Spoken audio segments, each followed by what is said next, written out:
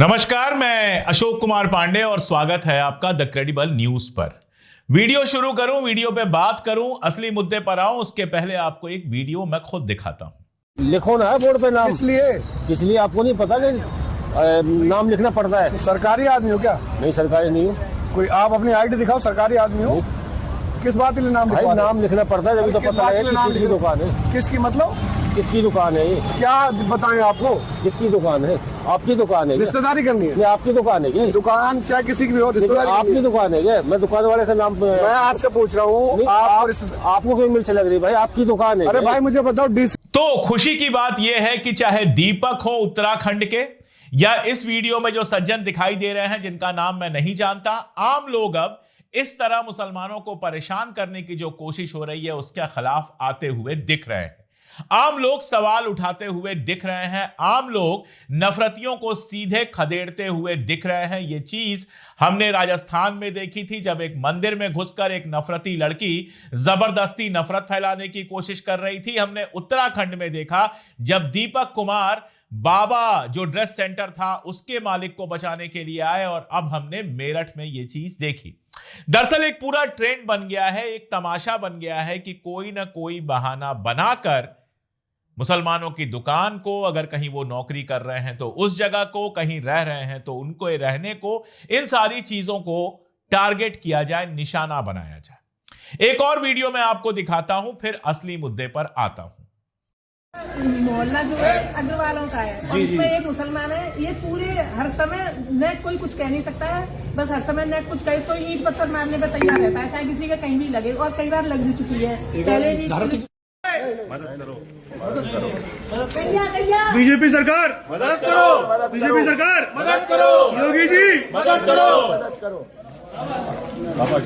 पीछे पीछे दौड़ने आती है तमाम, हर एक डेढ़ महीने में पुलिस आती है। कौन सा घर है आपका?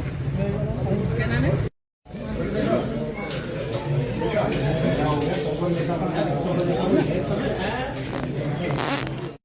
यह वीडियो जो आपने देखा वो आगरा के कमला नगर का वीडियो था। मोहल्ला है पूरा, मोहल्ले में 30-35 घर हैं और एक घर वाहिद नाम के एक मुसलमान का है, और कहा जा रहा है वो एक अकेला इन सबको परेशान कर रहा है और नारा लग रहा है मोदी जी मदद करो, योगी जी मदद करो, उत्तर प्रदेश सरकार मदद करो। सबकी प्लानिंग यह है कि कैसे भी वो औने पौने पर घर बेचकर वहां से चला जाए। 30 लोगों के बीच में एक आदमी कैसे परेशान कर सकता है, यह बात आप समझ सकते हैं।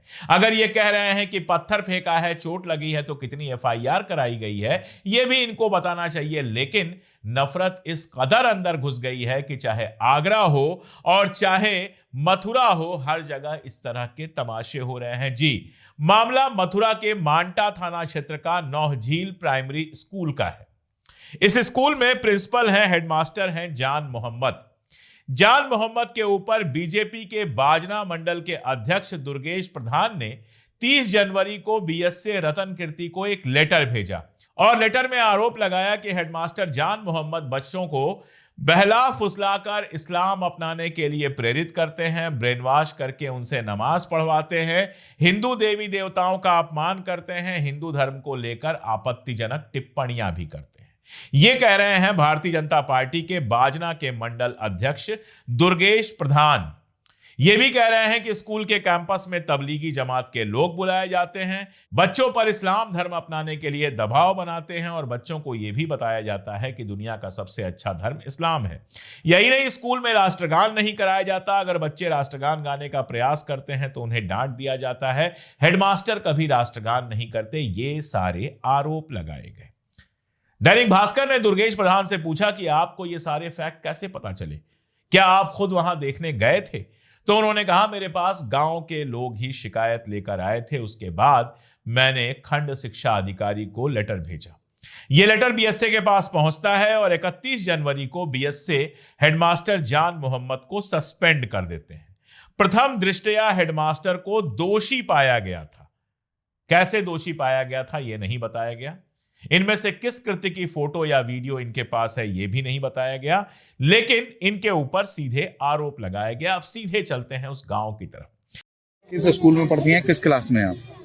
मेरे स्कूल का नाम प्राथमिक विद्यालय नौजल मथुरा और मैं कक्षा 5 में हूँ। यहाँ आपके प्रिंसिपल पर आरोप लग रहा है कि वो कुछ गलत करते हैं, हिंदू धर्म के बारे में गलत। नहीं, कुछ नहीं करते हैं वो। क्या क्या होता है स्कूल में? अच्छी पढ़ाई होती है, सर कुछ नहीं कहते हमसे। क्या क्या पढ़ाते हैं आपको? सब सब्जेक्ट पढ़ाते हैं। राष्ट्रगान भी होता है? हाँ, होता है, हर रोज होता है। क्या क्या होता है राष्ट्रगान, सुनाइए। राष्ट्रगान जनगण मन अधिनायक जय हे भारत भाग्य विधाता पंजाब सिंध गुजरात रावण उत्कल गंगा विंध्य हिमाचल यमुना गंगा ठीक।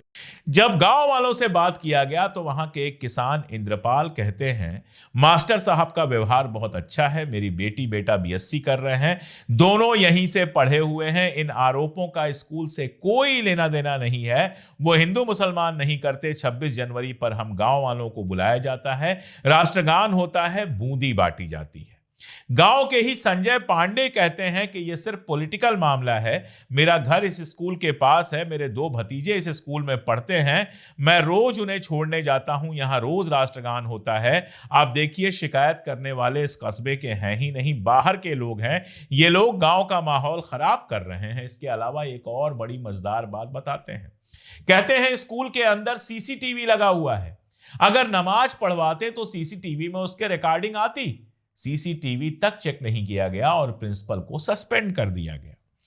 गांव के रहने वाले राजन कह रहे हैं, राजन बताते हैं कि इस स्कूल में तो बाउंड्री भी नहीं है, खुला स्कूल है, आप लोग आते जाते देख सकते हैं कि उस स्कूल में क्या हो रहा है, किसी को आज तक वहां पर नमाज पढ़ते नहीं देखा। असल मामला यह है कि हेडमास्टर साहब इस स्कूल की बाउंड्री वॉल बनाने की बात कर रहे हैं, कोशिश कर रहे हैं कि स्कूल की बाउंड्री वॉल बन जाए।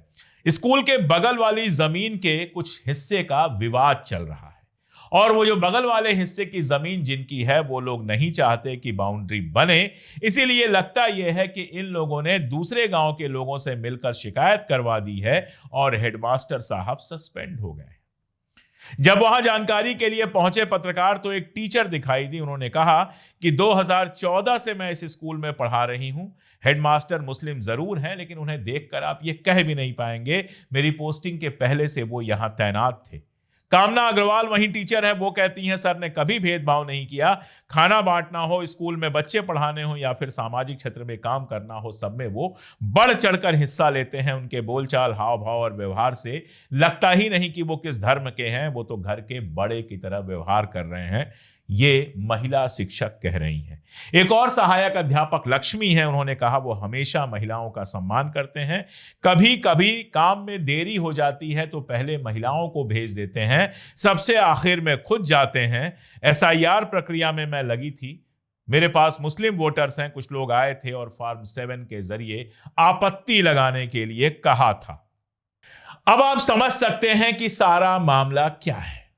एक मुस्लिम प्रिंसिपल है, स्कूल में पढ़ाता है, स्कूल में टीचर्स के बीच में उसकी इमेज बहुत अच्छी है, बच्चों के बीच में इमेज बहुत अच्छी है, गांव के लोग जिनमें ज्यादातर हिंदू हैं उनके बीच में भी उसकी इमेज बहुत अच्छी है, उसके पढ़ाए बच्चे BSc कर रहे हैं, उसके पढ़ाए बच्चे अच्छी नौकरियों में हैं, वो स्कूल में पूरी ईमानदारी से पढ़ा रहा है। 26 जनवरी को राष्ट्रगान होता है, टीचर्स का ख्याल करता है, काम पढ़ने पर सबको भेज के सबसे आखिर में वो निकलता है जब काम पूरा हो जाता है। एक शिकायत नहीं है गांव वालों की उसके खिलाफ, लेकिन उसकी गलती क्या हो गई कि स्कूल की बाउंड्री करवाना चाहता था। अब जब वो बाउंड्री करवाना चाहता है तो जाहिर है बगल में जिन लोगों ने स्कूल की जमीन में कब्जा किया होगा, आगे तक बढ़े होंगे, खेती कर रहे होंगे, वो नहीं चाहते होंगे कि स्कूल की बाउंड्री बने, नपनी हो और उनकी वो थोड़ी सी जमीन चली जाए।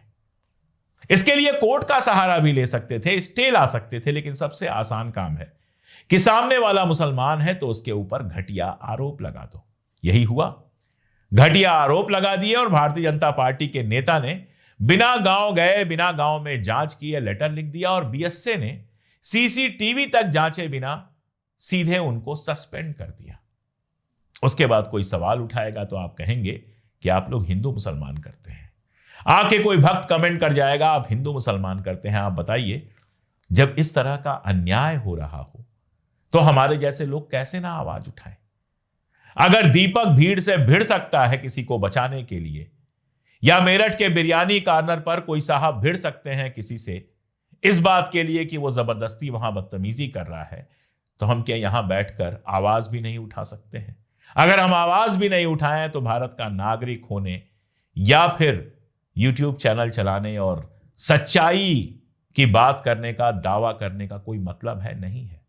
जान मोहम्मद साहब का भी बयान लिया गया। फोन पर जब उनको बताया गया तो उन्होंने कहा, मैं नौजी के गांव रामनगला का रहने वाला हूं, मेरी 2 बेटियां और 1 बेटा है। मुझे नहीं पता ऐसे आरोप क्यों लगाए जा रहे हैं।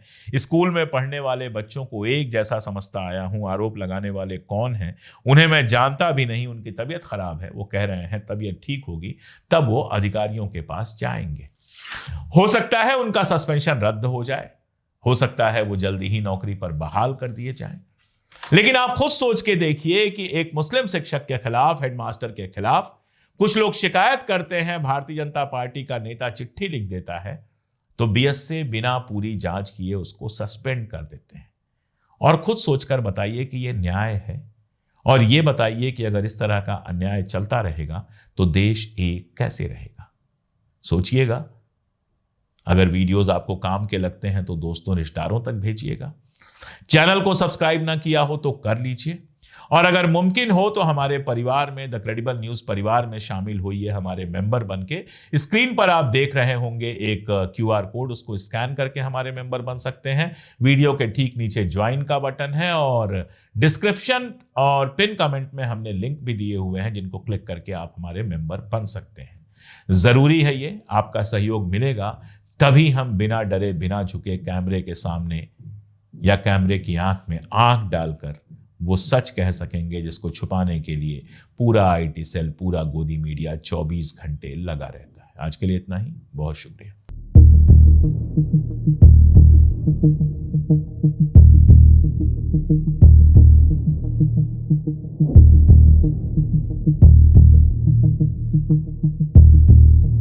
Thank you.